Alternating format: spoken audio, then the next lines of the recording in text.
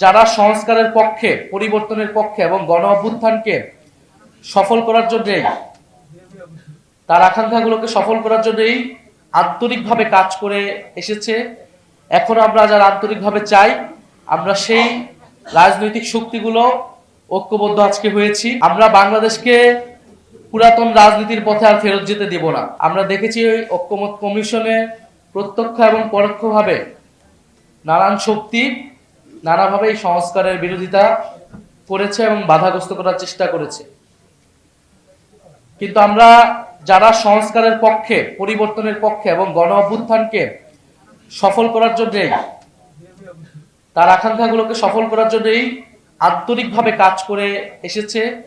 এখন আমরা যারা আন্তরিকভাবে চাই, আমরা সেই রাজনৈতিক শক্তিগুলো ঐক্যবদ্ধ আজকে হয়েছি। আমাদের এই ঐক্য প্রক্রিয়া আজকে শুরু হয়েছে এবং এটা চলমান থাকবে। আমরা বাংলাদেশের মানুষকে আমরা আহ্বান করছি, বার্তা দিচ্ছি, যারা গণ অভ্যুত্থানের পক্ষে, সংস্কারের পক্ষের শক্তিগুলো আমরা ঐক্যবদ্ধ হচ্ছি। আমরা বাংলাদেশকে পুরাতন রাজনীতির পথে আর ফেরত যেতে দেব না। আমাদের এটা কমিটমেন্ট ছিল 5ই আগস্টের পরের বাংলাদেশ এবং আগের বাংলাদেশ এক হবে না।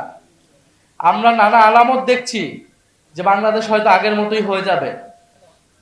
আমরা সেই ধরনের হতাশা এবং ভীতি মানুষের ভিতরে দেখতে পাচ্ছি। সানশাইন আটা ময়দা সুজি, ভালোবাসায় তৈরি।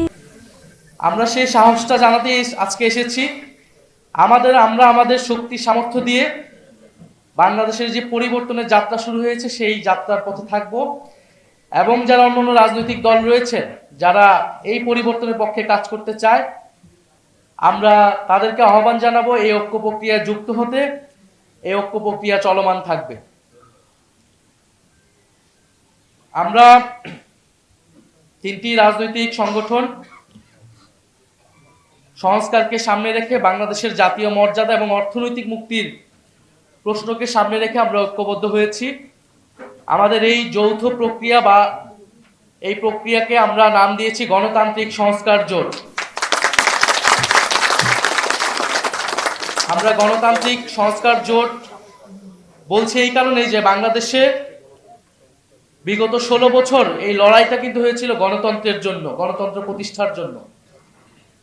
সেই গণতন্ত্র প্রতিষ্ঠার জন্যই সংস্কারের আলাপগুলো ছিল। ফলে নির্বাচন কেবল ক্ষমতার পরিবর্তনের জন্য হবে না। এই নির্বাচনটাকে আমরা রাজনৈতিক নির্বাচনে পরিণত করতে চাই দেশ বদলের জন্য, সংস্কার প্রক্রিয়া বাস্তবায়নের জন্য এবং আমাদের অর্থনৈতিক মুক্তির যাত্রাকে অব্যাহত রাখার জন্য আমরা এই নির্বাচনে অংশগ্রহণ করতে চাই।